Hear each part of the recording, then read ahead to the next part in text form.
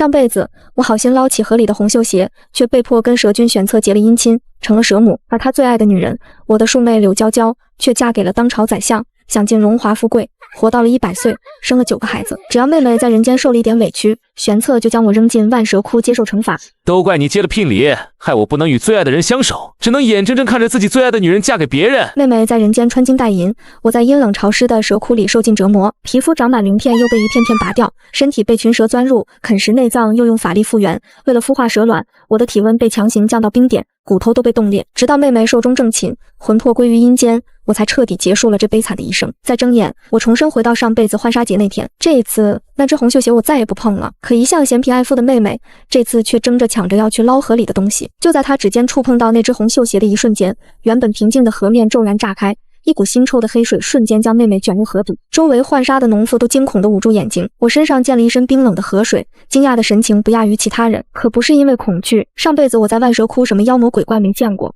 又怎会惧怕这场妖风？我吃惊的是，妹妹为什么抢先捞了绣鞋？难道她知道了什么？没有人看到，蛇君玄策的幻影出现在水雾之中，紧紧搂着浑身湿透的妹妹。这是怎么回事？妹妹还惊魂未定。我死了吗？为什么可以在水底呼吸？你又是谁？玄策无比激动，阴冷的蛇瞳泛着光。娇娇，本座终于等到你了。你接了本座的红玉绣鞋，就跟本座结了契约。你现在是蛇君夫人了，跟本座一样，拥有无尽的寿命，我们会永远在一起。一旁的虾兵惊慌地翻着名册。君上，怎么是他？可命不记载有奉命之相的人，是岸上那个嫡女啊！闭嘴！玄策低吼一声，蛇尾一扫，那虾兵瞬间化为血水消散。我知道那虾兵死了。玄策还是这么狠心，上辈子因为有虾兵替我说话，他一口就把他们吞入腹中，永世不得超生。可我只是个平凡的庶女啊，我怎么能成为蛇君夫人这么高贵的存在呢？看着如此谦逊纯洁的女孩，玄策心中泛起涟漪。娇娇，我们两个注定是命中一对。从你生下来眉间有朱砂痣的时候，本座就注意到了你，你注定是本座的妻子。什么朱砂痣？可蛇君既然这么说了，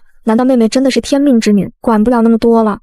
我只知道妹妹作为家中最小的庶女，一直很会装柔弱。爹娘让我们来河边浣纱，她连水都不愿沾，因此我才能捡了那只绣鞋，被迫跟蛇君缔结孽缘。在她为了妹妹家人伤心的时候，我无时无刻不在承受着万蛇噬心的痛苦。契约之人不可杀，我就这样在蛇窟里被折磨了100年，身上每一寸肌肤没有一处是完好的。玄策是水府里掌管魂魄的妖，所以直到妹妹寿终正寝来到阴间的水府，玄策才给了我个痛快，因为他不想让妹妹看到我这个前妻吃醋。极度的痛苦让我眼前模糊。娇娇，跟本座回水府，本座已经为你准备好了盛大的水族婚宴，这次再也没人阻碍我们了。玄策挑衅地瞥了我一眼，可看到我满脸泪水时，他难得怔住了，思索良久，他牵起妹妹的手潜入深渊漩涡里。他可能认为我在嫉妒，可我巴不得不当那个什么狗屁蛇君夫人。远处的村民很快赶到，可妹妹早已不知所踪，只剩下一只绣鞋在岸边。由于我是离事发地最近的人，又是妹妹的长姐，我被带到了宗祠里审问。死丫头，为什么被河神卷走的不是你？收到消息的爹娘冲到我面前，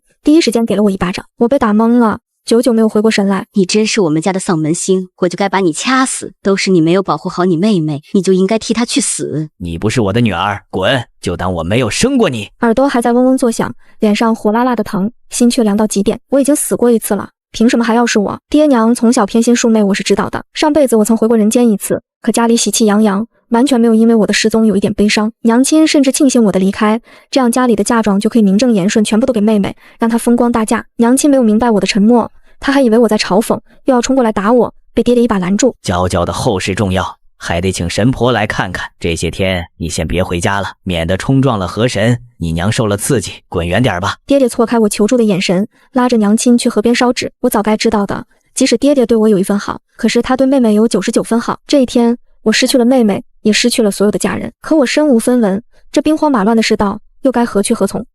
目光转移到不远处山脚下立的伏魔观施粥施药的破旧木牌上，道观招收洒扫丫头，包吃包住，天无绝人之路，我愿意。我还没说出自己的请求，道观里一位身着雪白道袍、面容清冷的年轻道长就从身后将我引到后院客房。你就住这间厢房吧，刚打扫干净的。过了100年没合眼的日子，今天又经历了这一番，我早已疲惫不堪。爬上晒得干燥、有淡淡檀香味道的硬板床时，我瞬间陷入沉睡。在梦中，我又回到了阴间水府，与前世冷清的样子不同，水府到处挂满了红绸，就连门口2个夜叉雕塑都戴上了红色领结。正准备掐自己大腿离开梦境时，盛装打扮、穿着红色蛇鳞喜服的妹妹一把拉住我。姐姐，你来了，不要怕，这是在水府，我是蛇君夫人，我马上要成婚了，你可以陪着我吗？爹娘年纪大了，我怕他们接受不了这阴阳两隔，你是我唯一的亲人了。妹妹祈求着我，楚楚可怜。我们的姐妹之情哪有这么深？怕他只是想炫耀吧？在他眼中，我只是个平平无奇的凡人，而他已经达到了凡人所不能及的高度。你是本座的夫人，是水族的女主人，你想要什么做不到？如果有人敢忤逆你，那就让他尝尝万蛇窟的滋味。玄策跨着大步，一把将妹妹搂在怀里，蛇尾在身后兴奋地摆动，所有虾兵蟹将瑟瑟发抖。蛇君一挥手就能要了他们的命，他们不觉得有人敢拒绝他。可我知道他的死穴，碍于妖界法则，他不能干涉一个阳寿未尽的活人。而我曾偷偷翻看命簿，我的寿命被掩盖掉了。但总之，我觉得我至少现在还不该死。既然你已经死了，这辈子我们的姐妹情谊也就到头了。我一个凡人，不配跟蛇君夫人攀亲戚。娘把我赶出了家，我还要自力更生养活自己，就不奉陪了。你敢拒绝娇娇？玄策震惊于我的态度，上辈子我从来没有对他的要求说过一句不从。他只一个眼神，我就能毫不犹豫地割下自己的肉喂蛇，只因他看到了妹妹和妹夫在人间恩爱。我堂堂蛇君的夫人要你留下，你敢不从，那就是找死！玄策脸上的怒气加深，周围的水温骤降。就在他那副满鳞片的手即将抓到我时，一声叫喊把我拉回了现实世界。姑娘，用晚膳了。我满头冷汗从梦中惊醒，门外那个年轻道长又敲了敲门。你还好吗？今天的晚饭有素面。道长谢晨将自己碗里的几块豆腐都夹给了我，我也不客气，我有将近100年没有吃人间的饭菜了，吃着吃着眼泪情不自禁流下来，在人间活着的感觉真好。谢晨慌了，手忙脚乱给我递手帕，指尖不小心碰到我时，他快速缩回手，耳根红了。对不起，你们出家人应该男女授受不亲吧？也没有了，我不是。他的手在袖子里捣鼓了半天，拿出来一枚系着红绳的铜钱。我看你印堂似有黑气缠身，可能会做噩梦。这是我加持过的护身铜钱，带着这个会睡得安稳些。妹妹还没有放弃，刚接触枕头，我又被拉回水府。姐姐，我等了你几个时辰，没有你在我身边，我宁愿不举办这个大婚。姐姐，你是不是不开心？我成了蛇君夫人，我虽然拥有无尽的寿命，永远也不会老去，可我也失去了我最爱的爹娘，还有你。妹妹哭得可怜，扑在玄策怀里。夫君，他对我很好，姐姐，你不用担心，这是我人生最重要的时刻，你一定要亲眼见证妹妹的幸福，好吗？乖娇娇，你先去梳妆，都哭成小花猫了。放心，你姐姐一定会答应的。玄策三言两语把妹妹哄走，转身脸色立马沉了下来。她是你亲妹妹，你就如此嫉妒她，让她在大婚当日哭花脸吗？本座知道你忘不了曾经是本座的夫人，可你知道本座最爱的是娇娇，她才是本座的正缘。我心中一惊，她果然也是重生回来的。玄策看我脸色突变，以为说中了心事，他叹了口气，语气软下来，带着施舍的高傲。如果你真的忘不了本座，本座会动用私权化去你的阳寿，收你做本座的侍妾。虽然本座爱的是你妹妹，但看在我们曾经是夫妻的份上，待娇娇生下长子后，本座也会允许你怀上我的孩子。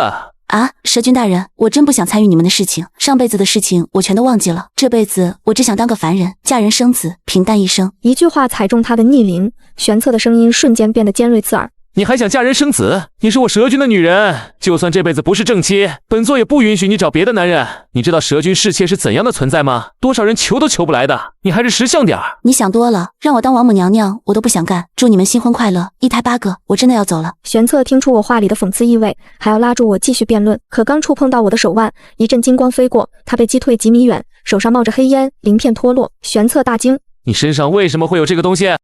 这才发现我的手里一直攥着谢晨给我的铜钱。你说这个？我挥了挥铜钱，玄策忌惮的后退几步，我心中生出一计，其实我已经许配人家了。你居然跟他在一起了？哼，你以为那个臭道士是什么好人吗？别忘了，你曾经是本座的夫人，这辈子也别想逃出本座的手掌心。看着蛇君忌惮又无力的眼神，我知道自己赌对了。横竖谢晨不知道我做了什么梦。那你就要问我未婚夫答不答应了。我真的没有时间陪你们闹了，我明天还要帮道观扫地，我走了。转身走进梦境光圈里，玄策还要追，可他忌惮铜钱的力量，只能狠狠盯着我的背影。清晨醒来，手中的铜钱已经有些发黑了，不知道还有没有用。道长，你还有别的铜钱吗？或者其他安眠的物件？安眠的东西对我来说等同于驱魔，只要睡着看不到那俩颠公颠婆就行。谢晨耳根通红，从手腕上解下红绳。你且用着，这个我自小佩戴，日夜受香火熏陶，效果比铜钱好1000倍。我千恩万谢，将红绳宝贝一样系在手腕上。不知是不是我的错觉，怎么他脸色更红了，耳朵像烧起来一样，连念经的声音都乱了节奏。红绳果然有用，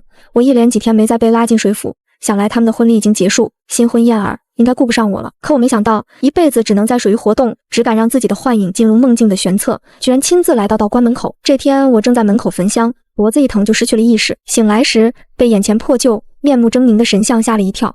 你醒了，竟然敢无视本座的召唤，找死！重活一世是翅膀硬了，就以为本座拿你没办法？玄策趾高气扬看着我，我立马看向手腕，可红绳已经不翼而飞。看到我的举动，玄策阴邪一笑。别指望那个臭道士能来救你，这地方有本座设下的结界，谁都找不到。我知道你是欲擒故纵，上辈子在本座身边这么老实乖巧，你怎么可能心里没我？我承认你赢了，本座许诺，那你做侧夫人，婚礼还没举办，我们3个可以一起拜天地。我万万没想到他们居然还没成亲，妹妹能忍到现在。玄策，你最爱的女人是我妹妹，如今终于得偿所愿，就祝福你们一生一世一双人。娇娇不像你，她心地善良，小小一个侧夫人还是能包容的。只要你喝了这杯酒，我就成全你的痴心。玄策拿着酒杯一步步逼近，我想退，才发现自己被捆绑，动弹不得。不要，别过来，我不愿意。我拼命摇头，玄策邪恶的脸越来越近，杯中的液体散发着刺鼻的腥味，他阴笑着一把掐住我的下巴，腥臭黏腻的液体粗鲁的就要灌进我嘴里。完了，我脑海中只剩下这一个念头。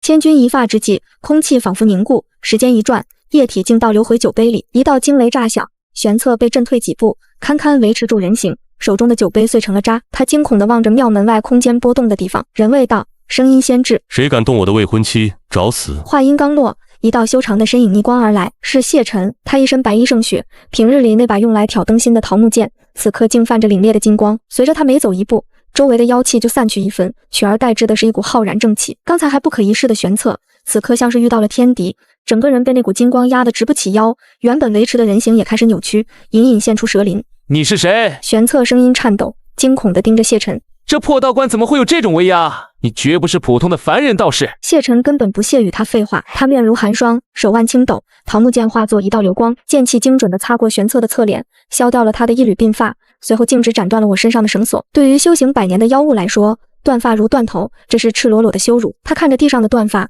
眼里的怨毒几乎要溢出来，可看着谢晨手中再次扬起的剑，终究是恐惧占了上风。臭道士，今日之辱，本座记下了。玄策身形一晃，化作一团黑雾向门外逃窜，空气中只留下他恶毒的诅咒。别以为救了他就赢了，娇娇肚子里已经有了本座的骨肉，那是未来的妖王，等吾儿降生，我要让你们这对狗男女死无葬身之地。黑雾散去，破庙里恢复了平静，我惊魂未定，手脚因为长时间的捆绑而发麻，身子一软就要倒下去，一只温热有力的手稳稳拖住了我。没事吧？谢晨的声音恢复了往日的清冷，可扶着我腰的手却有些僵硬。我借着他的力站稳，想起刚才那一幕，心跳还是快得厉害。多谢道长救命之恩，只是刚才为何要说是我的未婚夫？如果传出去，不仅坏了他的清誉，恐怕还会连累他被蛇君记恨。听到这话，刚才还杀伐果断的谢晨耳根瞬间红透了，他像被烫到一样快速松开手，眼神飘忽，不敢看我。那是权宜之计，那妖物想坏你名节，我若不这么说，恐难震慑他。说完，他又像是怕我误会他在占便宜，急急忙忙补了一句，声音小得像蚊子哼。若你不愿，或者因此坏了名声嫁不出去，我会负责的。看着他这副纯情的模样，我心里那点劫后余生的恐惧竟消散了不少。刚想开口道谢，道观外突然传来一阵熟悉的尖锐的叫骂声。死丫头，你在哪儿？给我滚出来！我心里一沉，是爹娘。还没等我反应过来，爹娘已经气喘吁吁地冲到了后院，他们脸上洋溢着诡异的红光，那种喜气洋洋的神情与手里捧着的东西显得格格不入。只见娘亲怀里死死抱着一个贴着喜字的红木箱子，里面装满了黄金。看到我和谢晨站在一起，娘亲脸上的笑容瞬间变成了狰狞的怒火。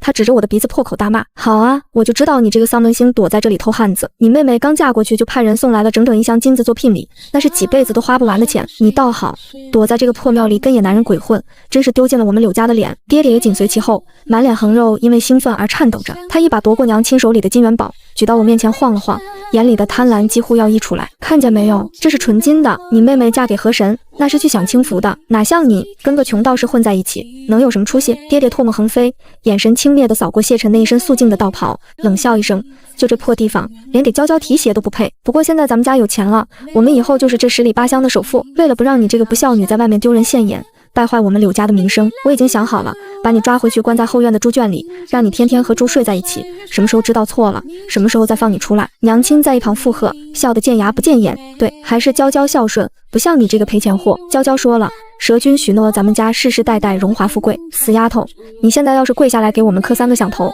我也许还能赏你个馒头吃。看着他们癫狂的模样，我只觉得可笑又悲哀，那是买命钱啊，他们却当成福气。我刚想开口，身旁的谢晨却先动了，他没有生气，反而轻笑一声，荣华富贵。谢晨眼神怜悯地看着他们，修长的手指凌空一点，贫道这就帮你们开开眼，看看这到底是金子还是催命符。话音刚落，一道金光打在爹娘怀里的红木箱上，原本金灿灿的光芒瞬间熄灭，取而代之的是一股令人作呕的腐臭味。啊！娘亲发出一声凄厉的尖叫，像是被烫到了手，猛地将怀里的东西扔了出去。那哪里是什么金元宝，滚落在地上的分明是一堆早已腐烂发黑的死老鼠，还有几张沾着粘液的蛇皮。这是什么东西？我的金子呢？爹爹疯了一样去抓地上的东西，可抓到手里的只有滑腻恶心的腐肉。紧接着更恐怖的事情发生了，他们接触过金子的手掌开始迅速变黑，散发出阵阵恶臭。我的手好痛，救命啊！娘亲看着自己溃烂见骨的手指，吓得瘫软在地，拼命在衣服上擦，却怎么也擦不掉那黑色的尸毒。爹爹也疼得满地打滚，刚才的嚣张气焰荡然无存，只剩下恐惧的哀嚎。道长救命！这是怎么回事？蛇君明明送的是金子啊！我站在台阶上，居高临下的看着这两个所谓的亲人，这就是你们卖女儿换来的富贵。我声音平静，心里没有一丝波澜。蛇君的聘礼，那是阴间的买命钱，凡人受得起吗？慢慢享用吧。爹娘听了我的话，顾不得疼痛，连滚带爬的想要冲过来抱我的腿求救。丫头，你是姐姐，你不能不管我们，快让这个道士救救我们！谢晨眉头微皱，他大袖一挥，一股无形的劲风凭空而起，直接将爹娘像垃圾一样扫出了山门。滚！只有一个字，却震得山林惊鸟乱飞。爹娘惨叫着滚下石阶，连滚带爬的逃走了。谢晨转身看向我，眼里的寒意散去，又变回了那个容易害羞的道长。我们回去之后，你就早些休息吧。今晚我在门外守着，那妖物伤不了你。也许是谢晨给的安全感太足，这一夜我睡得很沉。可到了后半夜，那股熟悉的阴冷感再次袭来，我又入梦了。梦里是一片漆黑的水府，四周挂满了惨白的灯笼。妹妹背对着我坐在地上，朝我露出诡异的笑容。娇娇，我试探着喊了一声。妹妹缓缓转过身来，借着幽暗的灯光，我看清了她的脸，顿时倒吸一口凉气。她脸色惨白如纸，两颊深深凹陷，可肚子却诡异的高高隆起，大得像是怀胎10月的孕妇。而她手里正抓着一只活生生的青蛙，那青蛙还在蹬腿，她却毫不在意地塞进嘴里，用力一咬，咔嚓一声，鲜血顺着她的嘴角流下来。妹妹嚼得津津有味，眼神空洞而诡异，一边吃一边还在含糊不清地念叨：好吃，宝宝还要吃。蛇君说多吃点，孩子才能长得快，吃下去一点渣都不许剩。凡人的身子本来就贱，不，怎么配怀我们蛇族的种？一道尖锐刺耳的声音打破了死寂，黑暗中走出一个满头银发、佝偻着背的老妇人。她虽然维持着人形，但脖子上布满了细密的黑鳞，死死盯着地上的妹妹。这是蛇君玄策的母亲，那条修行了500年的老蛇妖。妹妹听到声音，吓得浑身一抖，手里的青蛙腿掉在地上。婆婆，我真的吃不下了，这东西太腥了，我想吃热饭，想喝热汤。妹妹跪在地上，哭得梨花带雨，原本精致的妆容早就花了，看着狼狈不堪。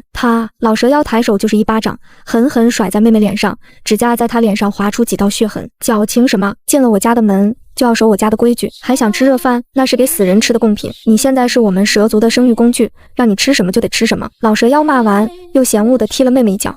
还有，谁让你睡在干燥的地方的？我们蛇族洗阴湿，你给我滚回冷水坑里去泡着，不把体温降下来，热坏了我的乖孙，我剥了你的皮。妹妹绝望地看向站在一旁的玄策，那个曾经口口声声说他是一生挚爱的男人，此刻正负手而立，脸上没有半点心疼。夫君，玄策哥哥，你帮帮我，水坑里太冷了，我的腿都冻僵了，骨头都在疼。你不是说我是蛇君夫人吗？为什么我要受这种罪？妹妹爬过去抱住玄策的腿，苦苦哀求。玄策却厌恶地皱起眉，将被弄皱的袍角从他手里扯出来。娇娇，母亲这是为了你好，你是凡人，体质太差，若不经受这些磨砺，怎么能生下强大的妖王？玄策居高临下地看着他，语气冷漠得像个陌生人。母亲是长辈，吃的盐比你吃的米都多，你别不知好歹，惹母亲生气。可是姐姐上辈子不是这样的。妹妹崩溃大哭，姐姐那时候明明过得那么好，为什么轮到我就变了？听到她提起我，玄策的脸色更加阴沉。闭嘴，别提那个贱人。就在这时，一直躲在暗处看着这一切的我，缓缓从阴影中走了出来。妹妹是在叫我吗？我的身影在梦境中显现。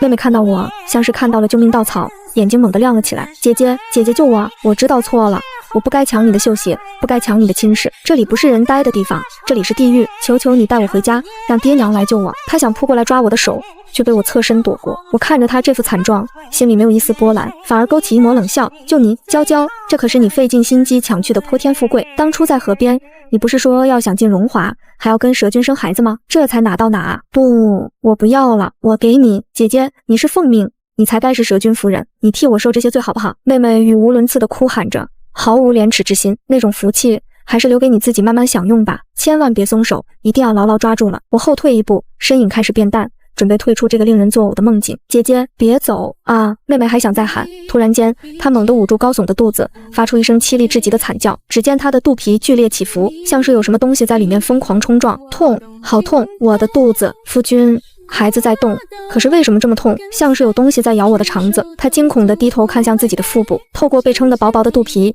隐约可以看到里面是一团密密麻麻纠缠在一起的长条状黑影。那些黑影正在疯狂地蠕动，一口一口啃食着他的内脏。那根本不是孩子，那是万蛇噬心。我猛地从梦中惊醒，冷汗湿透了后背。窗外天光大亮，道观里的晨钟敲响了。醒了，谢晨推门进来，手里端着一碗清粥，看我脸色苍白，眉头微皱，又做噩梦了。我点点头，接过粥喝了2口，压下心底的恶心。今日是集市，罐里的米粮不多了，随我下山采买吧。谢晨似乎不想我一直沉浸在恐惧中，难得主动提议带我出门。我换了身干净的布衣，跟在谢晨身后下了山。集市上人来人往，热闹非凡。我们刚走到村口，就看到一群人围在那里指指点点，脸上带着厌恶和恐惧。人群中央，2个浑身溃烂、散发着恶臭的人正蜷缩在角落里乞讨，正是我的爹娘。因为中了蛇毒和尸毒，苍蝇围着他们嗡嗡乱飞。这不是柳家那2口子吗？怎么变成这副鬼样子了？听说是收了河神的片米遭了报应，那哪是金子啊，那是买命钱，谁沾谁倒霉。快走快走，别被传染了晦气。村民们像躲避瘟疫一样绕着他们走。爹娘看到我，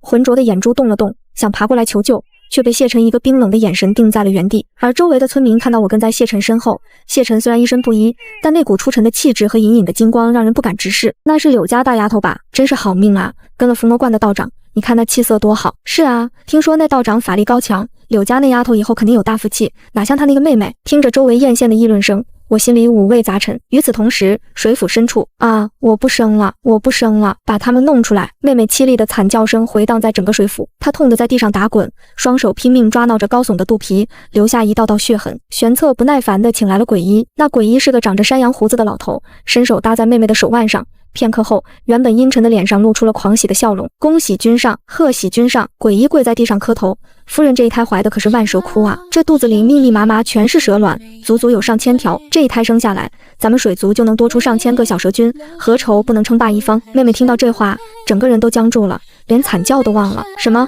上千条？她颤抖着看向自己的肚子，不是只有一个孩子吗？鬼医怪笑着看了她一眼。夫人说笑了，蛇性本淫且多产，哪有一胎只生一个的道理？您这肚皮就是最好的孵化器，那些小蛇君现在正在吸食您的精血骨肉长大呢。原来如此，原来她根本不是什么尊贵的蛇君夫人，只是一个一次性的活体容器。那些所谓的孩子正在把她当成养料，一口一口吃掉她的血肉。不，我不要，我是人，我怎么能生一窝蛇？妹妹崩溃大哭，发疯一样捶打着肚子，滚出去，都给我滚出去！玄策一把抓住她的手腕，眼神变得无比贪婪，他温柔地抚摸着妹妹剧烈蠕动的肚皮，像是在抚摸什么稀世珍宝，语气却让人不寒而栗。娇娇，别闹了，这可是我们的孩子，你要懂事。来人，把那些活蛤蟆、死老鼠都端上来。玄策捏住妹妹的下巴，强迫她张开嘴，你要多吃点，不然营养不够，孩子们会饿坏的。集市的喧闹声将我的思绪拉回，谢晨正在前面的摊位挑选米粮，我百无聊赖地四处张望。突然，一阵微弱的呜咽声引起了我的注意，在不远处的一个猎户摊位前，一只通体雪白的小狐狸正瑟瑟发抖，它的后腿被一只生锈的捕兽夹死死夹住，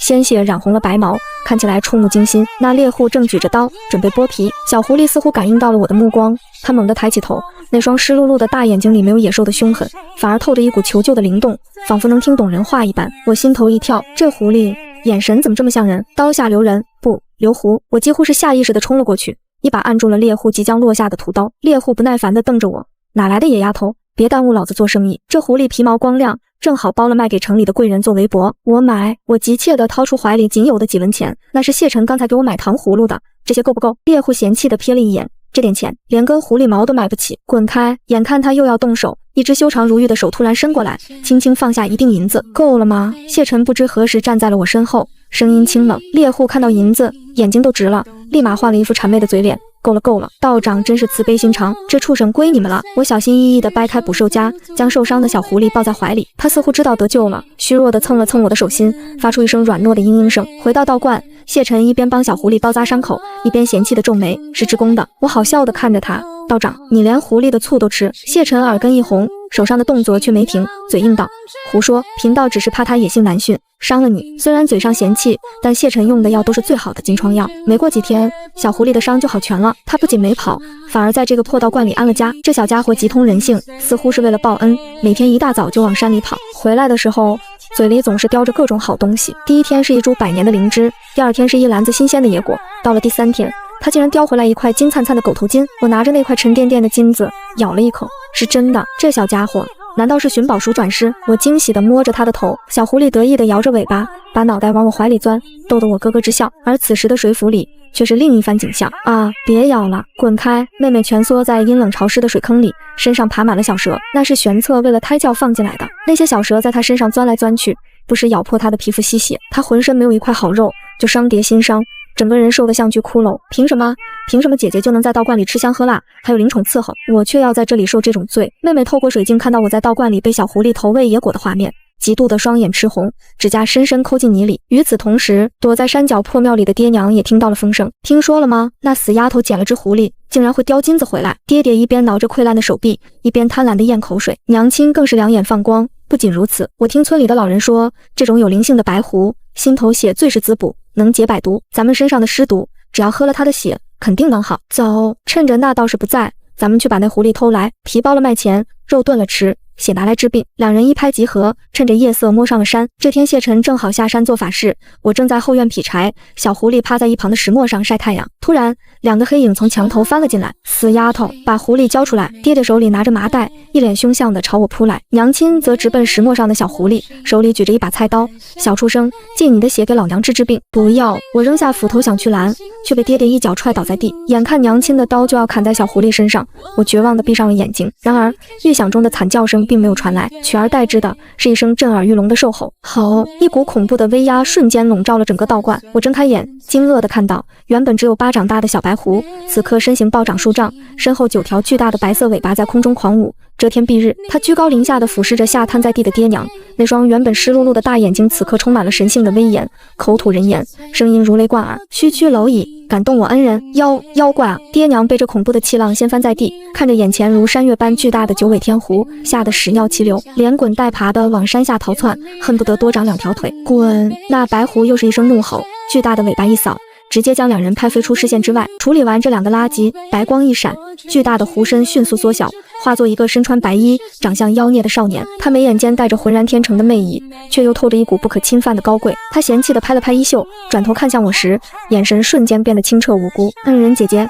没吓着你吧？少年眨了眨眼，声音清脆，吾乃青丘少主白离，之前渡劫受伤流落至此，多亏姐姐相救。我还没从震惊中回过神来，谢晨正好做法事回来，看到这一幕，他冷哼一声，一把将我拉到身后，警惕地盯着白离。我就知道你这只公狐狸没安好心，原来是青丘的狐狸精，难怪一身骚气。白离翻了个白眼，刚才的乖巧荡然无存。臭道士，要不是看在恩人的面子上，本君一尾巴抽死你！道观里鸡飞狗跳，而此时的水府却是一片死寂。玄策看着躺在石床上奄奄一息的妹妹，脸色难看到了极点。妹妹已经瘦脱了相，肚子却大得吓人，里面的蛇卵还在疯狂蠕动，她的生命在飞速流逝，眼看就要撑到蛇卵孵化了。废物，真是废物！玄策暴躁地在水府里踱步，明明有朱砂痣，明明是天命之女，怎么连怀个孩子都怀不住？他怎么也想不通。按照族中传说，拥有眉间朱砂痣的女子乃是凤命，是她的命定之人，天生旺夫，能孕育出最强大的妖王后代。可为什么到了娇娇这里，不仅不能旺她，反而连怀个孩子都怀不住？玄策越想越不对劲，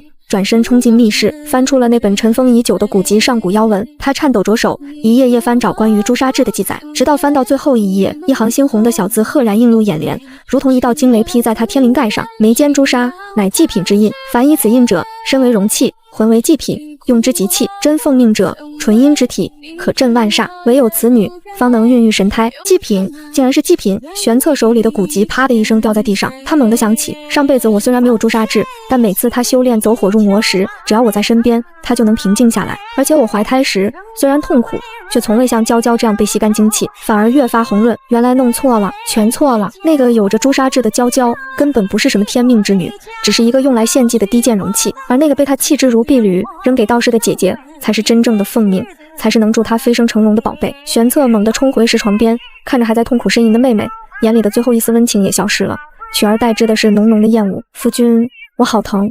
救救我！妹妹伸出枯枝般的手想要抓他的衣角，玄策嫌恶地避开，冷冷地看着他，仿佛在看一堆垃圾。既然是祭品，那就发挥你最后的价值吧。他阴冷地勾起嘴角，自言自语道，只要把这肚子里的种取出来，再把那个女人抢回来，对，只要把她抢回来当正妻，用她的血肉滋养我的孩子，一切都还来得及。玄策眼中闪过一抹疯狂的杀意，去母留子，娇娇，你也别怪我狠心，要怪就怪你命不好，是个冒牌货。第二天清晨，道观外突然传来一阵凄厉的哭嚎声，惊飞了林中的飞鸟。我和谢晨对视一眼，走到山门前，只见那个平日里高高在上、不可一世的蛇君玄策，此刻竟然卸去了一身妖气，直挺挺地跪在石阶下。他头发披散，眼眶通红，看起来竟有几分落魄书生的可怜样。见我出来，玄策眼睛一亮，细行几步上前，声音哽咽：“夫人，你终于肯见我了。夫人，我知道错了，我是被朱由蒙了心，我以为他是奉命，是自己的命定之人，没想到他就是一个冒牌货，他根本配不上我。”玄策声泪俱下，演得情真意切。我现在无时无刻不在想念你的好。娇娇那个贱人根本不配和你比，他连你的一根手指头都比不上。只要你肯回来，我立刻就休了他，把你扶正做正宫，以后水府的一切都是你的，我们共享长生，做一对神仙眷侣，好不好？看着他这副虚伪做作的嘴脸，我只觉得胃里一阵翻涌。上辈子他为了妹妹把我扔进万蛇窟时，可不是这么说的。那时候他说我是个没用的凡人，说妹妹才是他的心头肉。如今发现妹妹是个废棋，又想起来找我这棵回头草了。我拿着扫帚站在台阶上，冷冷地看着他表演，甚至连生气的力气都没有，只觉得好笑。长生，我嗤笑一声，眼神轻蔑，像妹妹那样，肚子里怀着一窝蛇，被吸干精血，烂在泥里吗？这种福气，蛇君还是留着自己享用吧。不是的，那是意外。玄策急切地想要解释，只要是你生的孩子，一定是妖王，怎么会像他那样？包好了，张嘴。身后传来谢晨清冷的声音，打断了玄策的辩解。谢晨不知何时走了出来，手里端着一盘刚洗好的紫葡萄，他看都没看玄策一眼，细心地剥掉葡萄皮，将晶莹剔透的果肉喂到我嘴边，动作自然的仿佛做过千百遍。我配合地张嘴吃下，甜津津的汁水在嘴里爆开。好吃吗？谢晨眉眼温柔，完全无视了台阶下那个气得发抖的前夫哥。好吃，我笑着点头。这一幕彻底刺痛了玄策的双眼，他的深情伪装瞬间破裂。贱人，给你脸不要脸！玄策猛地站起来，周身妖气暴涨。既然你敬酒不吃吃罚酒，那就别怪我不客气了。本座得不到的东西，别人也休想得到。他双手结印，口中念念有词，一双蛇瞳泛着诡异的红光。给我杀！随着他一声怒吼，山下的树林里突然传来一阵令人毛骨悚然的嘶吼声，两个浑身溃烂、散发着浓烈尸臭的身影以一种极其怪异的姿势冲了出来，是爹娘。但此时的他们早已没了人形，双眼翻白，口流黑血，显然已经被玄策彻底控制，变成了两具只知道杀戮的活尸。死丫头，杀了你！爹娘喉咙里发出野兽般的低吼，张牙舞爪地朝着道观大门扑来，速度快得惊人，根本不像是活人能有的身手。小心！谢晨脸色一变，一把将我护在身后。天地无极，乾坤借法。谢晨手中的桃木剑瞬间金光大盛，他一步踏出，挡在道观门口，剑气如虹，直逼冲上来的活尸。变成活尸的爹娘根本不知疼痛，哪怕被剑气划破了皮肉，依然疯狂地扑咬过来。玄策站在远处阴笑，手指微动，爹娘的动作变得更加迅猛，甚至开始用身体撞击谢晨的护体金光。砰！一声巨响，爹娘突然自爆了身上的脓包，一股浓烈的黑烟夹杂着剧毒尸水喷涌而出，瞬间腐蚀了金光罩。不好，是尸毒！谢晨为了护住身后的我，没有退避，而是硬生生地用后背挡住了那漫天的毒雾。噗！谢晨猛地喷出一口鲜血，原本雪白的道袍瞬间被腐蚀得千疮百孔，背上一片血肉模糊，黑气迅速蔓延。他身形一晃，桃木剑当啷一声掉在地上，整个人向后倒去。道长！我惊恐地接住他倒下的身体。玄策见状大笑，哈哈哈，中了我的尸毒，大罗神仙也难救，这倒是死定了。我看谁还能护你！就在玄策想要趁机抓我时，一直趴在屋顶的九尾白狸突然扑了下来，化作一道白光卷起我和谢晨，瞬间退回了道观大殿，并开启了护山大阵。人姐姐快救他，这毒太烈，攻心就没救了！白狸焦急地喊道。大殿内，谢晨脸色惨白如纸，眉毛上结了一层寒霜，身体冷得像块冰，那是尸毒引发的寒症，正在侵蚀他的心脉。冷，好冷！谢晨无意识地呢喃着，牙关紧咬，浑身颤抖。我看了一眼紧闭的大门，又看了看怀里气息微弱的谢晨，他是为了救我才变成这样的。白狸，守好门，谁也不许进来！我咬了咬牙，解开谢晨被毒血浸透的衣衫，又褪去自己的外衣，没有任何犹豫，我用自己温热的身体紧紧贴上他冰冷的胸膛，试图用体温唤醒他的生机。谢晨，别睡，求你别睡！在这生死攸关的时刻，谢晨似乎感受到了热源，本能地抱紧了我。他在高烧和寒毒的交织下意识模糊，平日里的克制与清规戒律在这一刻彻底崩塌。这一夜，红烛摇曳，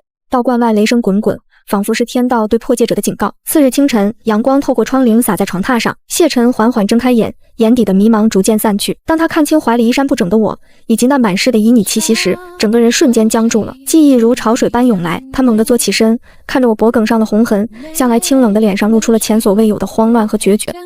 我竟然……他颤抖着手想要触碰我的脸，却又怕亵渎了我。我有些羞涩地拉好衣服，低声道：“是为了解毒，道长不必介怀，就当是报恩。”不！谢晨突然打断我，一把将我紧紧拥入怀中，力气大的仿佛要将我揉进骨血里。他眼里的清冷彻底破碎，取而代之的是从未有过的炽热与坚定。什么报恩？我要的从来不是报恩。他在我耳边低吼，声音沙哑，既已破戒，这道我不修也罢，哪怕违背师门祖训，哪怕遭9天雷劫加身，我也绝不放手。从今往后，你就是我的妻，唯一的妻。我靠在他怀里，听着他剧烈的心跳声，眼泪终于忍不住流了下来。这一世我终于赌对了。而此时，山下的村口，一个佝偻着背影、满头白发的老太婆正艰难地在地上爬行。那是趁着玄策昨夜做法控制爹娘时，拼死从水浮狗洞里钻出来的妹妹。短短几日不见，她已经被肚子里的蛇卵吸干了精气，明明才10几岁，看起来却像个80岁的老太婆。皮肤松弛下垂，满脸褶子，牙齿也掉光了，只剩下一双浑浊的眼睛里还透着怨毒的光。救命！她爬到村口的水井边，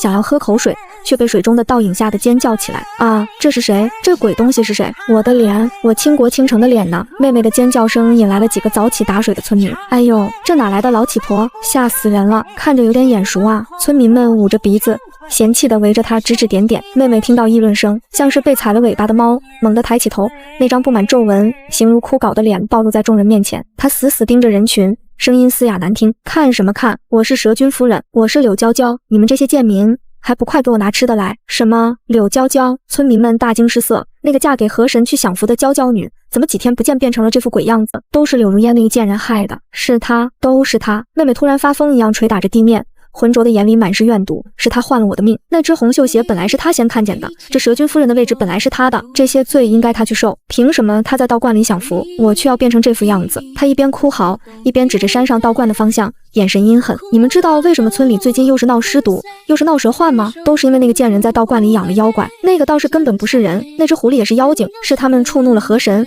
河神才降罪给你们的。如果不烧死那个扫把星，河神就要发大水淹了整个村子，到时候你们都得死。愚昧的村民们本来就被最近的怪事吓得人心惶惶，一听这话，顿时炸开了锅。我就说那道观里怎么会有那么大的狐狸？原来是养了妖精，怪不得柳家两口子变成那样，肯定是那丫头刻的。烧死她，必须烧死她，平息河神怒火。恐惧和愤怒在人群中迅速蔓延，有人带头，就有人跟随。很快，几十个村民举着锄头、镰刀，还有人点燃了火把，浩浩荡荡地朝着山上涌去。烧死妖女，平息河神怒火，交出柳如烟，不然连道观一起烧。此时道观内，谢晨刚刚帮我梳好发髻，正拿着一支木簪想要替我插上。听到外面的喧闹声，他手上的动作一顿，眉头微微皱起。我去处理。他放下木簪，转身就要往外走，却被我拉住了衣袖。我和你一起去。我看着他的眼睛，坚定地说，有些账是该算清楚了。当我们打开道观大门时，外面已经被愤怒的村民围得水泄不通，火把将黎明前的天空映得通红，每个人的脸上都写满了疯狂。而在人群最前面，那个形容枯槁的老太婆，我的妹妹柳娇娇，正被人搀扶着，指着我大喊，就是她，就是这个祸害，大家快把她抓起来烧死，只要她死了，河神就会息怒，我也能变回原来的样子。烧死她，烧死她！村民们怒吼着，拿着火把一步步朝道观大门逼近。我看谁敢！谢晨上前一步，将我护在身后，一身白衣在火光中猎猎作响，清冷的声音压过了所有的喧嚣。冥顽不灵。他冷冷吐出4个字，正要动手，突然人群中传来一声阴恻恻的笑声，哈哈哈，好一场大戏啊！只见半空中黑云翻滚，玄策的身影在云层中若隐若现，他竟然也来了，而且还在推波助澜。愚蠢的凡人，只要你们把那个女人献祭给本座，本座就保你们风调雨顺。听到河神显灵，村民们更加疯狂了，一个个红着眼睛，像饿狼一样盯着我。道长，把她交出来吧，别为了一个女人害了大家。对，牺牲她一个，救我们全村，这是积德。看着这些平日里看着我长大的叔伯婶娘，此刻却为了活命要将我推入火坑，我只觉得心寒彻骨，想要我的命。我推开谢晨的手，缓缓走下台阶，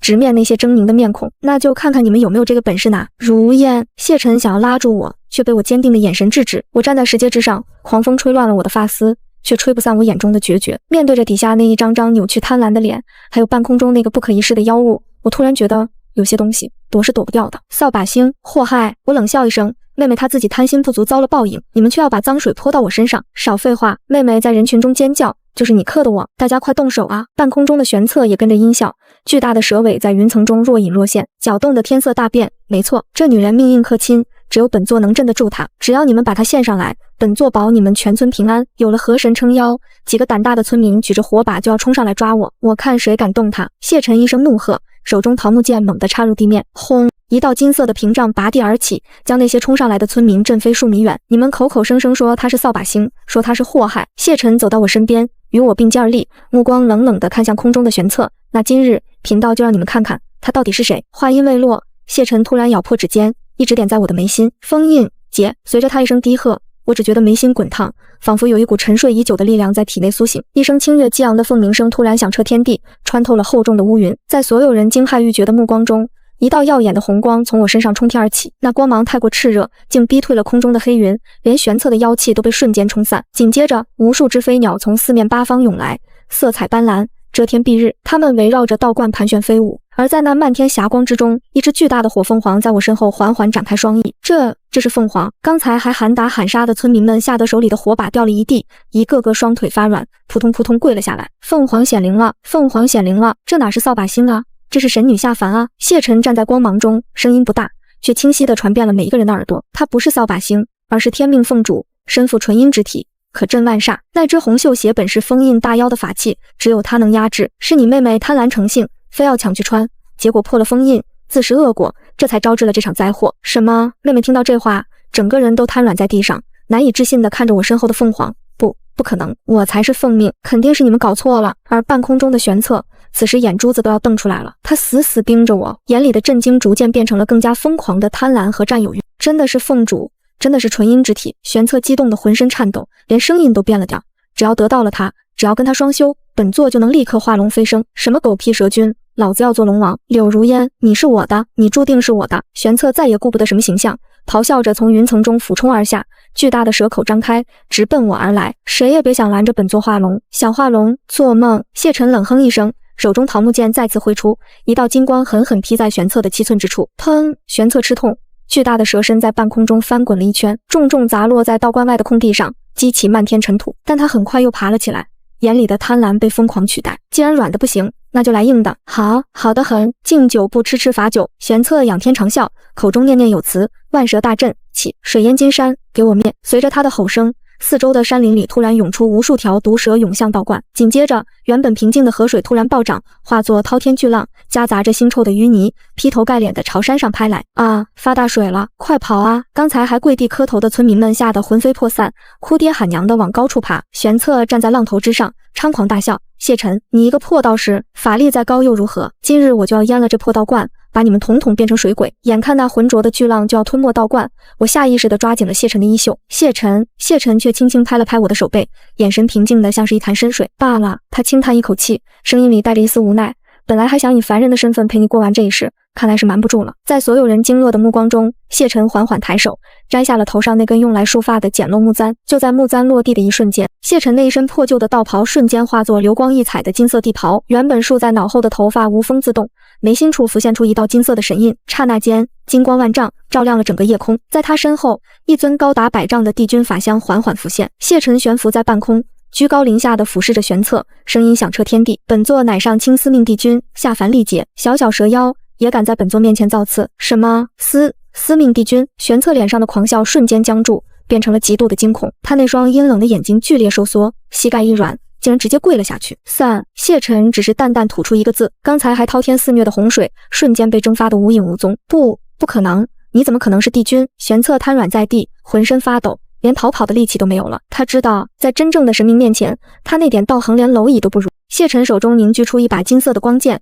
缓缓指向玄策：动我的人死！就在光剑即将落下的瞬间，玄策突然看到了躲在角落里瑟瑟发抖的妹妹，一股恶毒的求生欲涌上心头。娇娇，既然你是我的妻子，那就帮为夫最后一次吧！玄策突然暴起，蛇尾猛地一卷，直接将毫无防备的妹妹卷了过来。啊！夫君不要，姐姐救我！妹妹发出凄厉的惨叫，可玄策根本没有丝毫犹豫，张开血盆大口，一口将妹妹吞了下去。咕咚！随着一声令人毛骨悚然的吞咽声，妹妹的声音戛然而止。吞下妹妹后，玄策身上的妖气突然变得狂暴无比，原本青黑色的鳞片瞬间变成了血红色，身体开始剧烈膨胀。他失去了所有的理智，变成了一头只知道杀戮的怪物。他的身体膨胀了数倍，原本光滑的鳞片炸裂开来，背上竟然又生出了2个狰狞的舌头。杀光你们！怪物发狂了，他那巨大的蛇尾横扫而出，直接将半山腰的几座民房夷为平地。啊！救命啊！妖怪吃人了！刚才还想着烧死我的村民们，此刻像没头苍蝇一样乱窜。玄策张开血盆大口，一口毒雾喷出，跑得慢的几个村民瞬间化为了一滩血水。看着这地狱般的景象，我心里没有一丝快意，只有沉重。虽然他们愚昧、自私，甚至刚才还想杀我，但我做不到眼睁睁看着生灵涂炭。都别乱跑，进道观，快！我站在道观门口，大声嘶吼着指挥。道观有护山大阵，不想死的都滚进来。村民们听到我的声音，像是抓住了救命稻草，连滚带爬的往道观里涌。谢晨，快把结界！我转头看向谢晨，话说到一半却猛地顿住。只见那个刚才还威风凛凛、宛如神奇的男人，此刻正单膝跪地，一手撑着光剑，一手捂着胸口，大口大口的鲜血从他嘴里涌出来，染红了金色的地袍。谢晨，我惊叫一声，扑过去扶住他。他的身体滚烫的吓人，脸色却惨白如纸，眉心的神印忽明忽暗。别怕，强行破开封印，天道反噬罢了，死不了。怎么可能死不了？他是神仙下凡历劫，肉体凡胎根本承受不住帝君的神力。为了救我，为了救这一村的人，他在拿自己的命去抗衡天道规则。我不许你死，把神力收回去，快收回去啊！我哭着去擦他嘴角的血，可越擦越多，我的眼泪也跟着止不住的往下掉。我不要做什么奉主，也不要什么拯救苍生，我只要你活着。谢晨，你听到没有？我只要你活着。谢晨看着我哭花的脸，眼里的温柔几乎要溢出来。他抬起颤抖的手，轻轻拭去我眼角的泪珠，声音虚弱却坚定：傻瓜，我是司命帝君，守护苍生是我的职责。可如今……他顿了顿，目光灼灼地看着我，为你战死才是我的道。轰隆一声巨响打断了我们的对话。道观外围的第一层结界在玄策疯狂的撞击下，终于不堪重负，轰然碎裂。找到了，香甜的血肉。玄策的眼睛死死锁定了我们。下一秒，那巨大的蛇身直接撞破了大殿的墙壁。碎石飞溅中，那张布满獠牙的巨口猛地张开，一股毒液如瀑布般朝我和谢晨当头喷下。小心！谢晨想要再次透支神力替我挡下这一击，可他的身体早已到了极限，刚一动，又是一口鲜血喷出。眼看那毒液就要落下，我的手突然摸到了怀里的一样东西，那是刚才混乱中从妹妹身上掉落，被我顺手捡起的那只红绣鞋。这只曾经让我做了100年噩梦，又让妹妹万劫不复的绣鞋，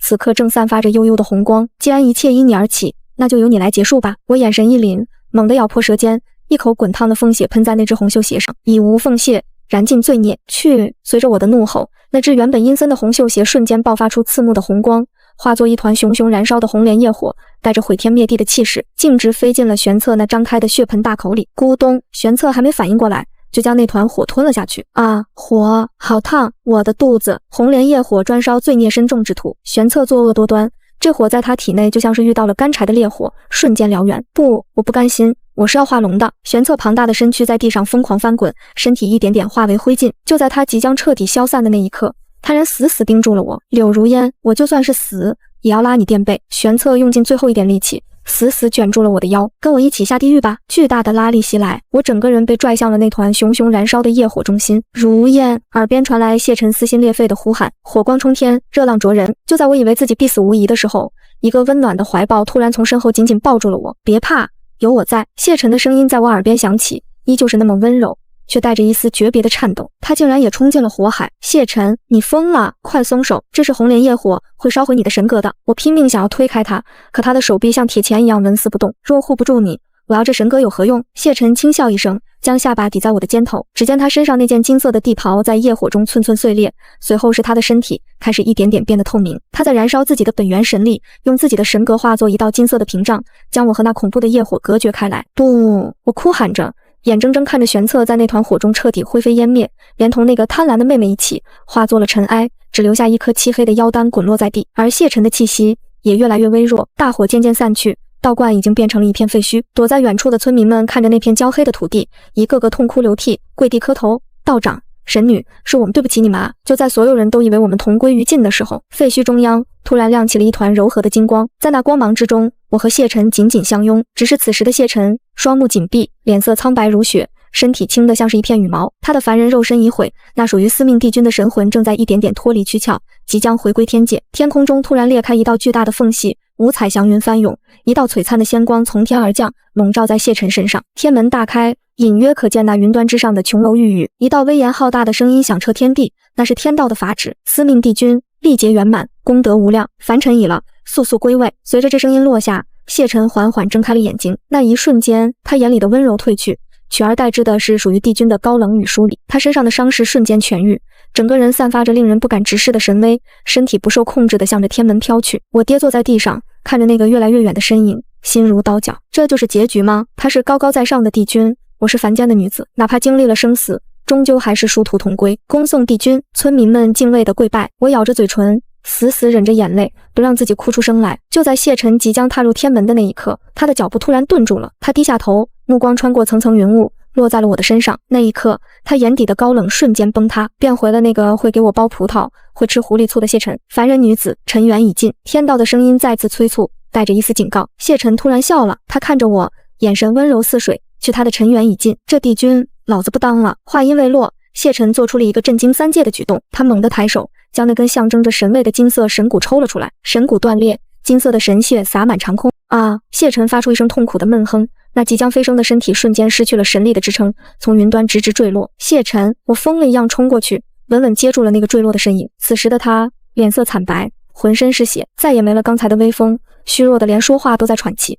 你这个傻瓜，为了我值得吗？我抱着他，哭得撕心裂肺。谢晨费力地抬起手，擦去我的眼泪，嘴角却挂着一抹满足的笑。值得，当然值得，只是以后我没了法力，也没了神位，成了个手无缚鸡之力的凡人。夫人，你可不能嫌弃我吃软饭啊！我破涕为笑，紧紧抱住他，这辈子，下辈子我都养你。3年后，伏魔山下的村子早已重建，青砖瓦房鳞次栉比，比以前更加繁荣。而山顶的那座道观，如今更是香火鼎盛，每日来求签问卜的人络绎不绝。大家都说，这观里的道长和道长夫人是天上的神仙眷侣下凡，最是灵验。清晨的阳光洒在道观的石阶上，一个穿着青色布衣的年轻男子正拿着扫帚，不紧不慢地清扫着落叶。他虽然衣着朴素，面容却俊美无双，举手投足间透着一股难以言喻的贵气，引得路过的大姑娘小媳妇频频回头。谢道长，这么早啊？这是刚摘的桃子，给夫人尝尝。谢道长，我家母鸡刚下的蛋，您拿去补补身子。村民们热情地往他怀里塞东西。谢晨笑着一一谢过，那温润如玉的模样，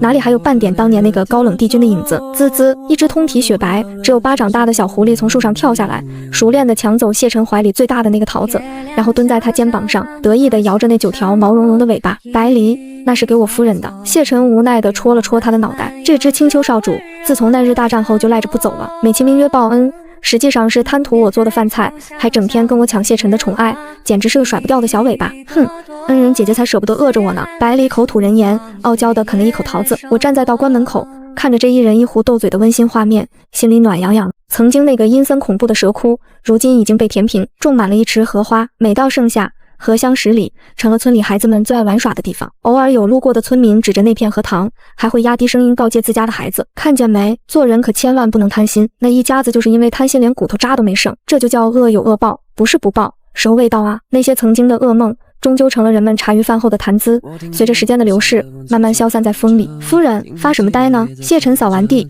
洗净了手，走到我面前，他轻轻拂去我发烧的一片落叶，眼神温柔的能溺死人。今晚想吃什么？还是素面吗？自从没了法力，这位曾经的帝君就迷上了钻研厨艺，尤其是那一碗素面，做的那叫一个绝。我看着他那张依然让我心动的脸，下意识地抚上了自己微微隆起的小腹，那里正孕育着一个新的生命，不是什么妖胎，也不是什么神子，只是我们两个凡人爱情的结晶。我抬起头，冲他灿烂一笑，眼底是藏不住的幸福。不，今晚不吃素面了，我要吃肉。谢晨一愣，随即目光落在我肚子上，像是明白了什么，那双好看的眼睛瞬间亮了起来，比天上的星辰还要璀璨。好，依你，这辈子下辈子都依你。风吹过荷塘，送来阵阵清香。这一世，我终于抓住了属于自己的稳稳的幸福。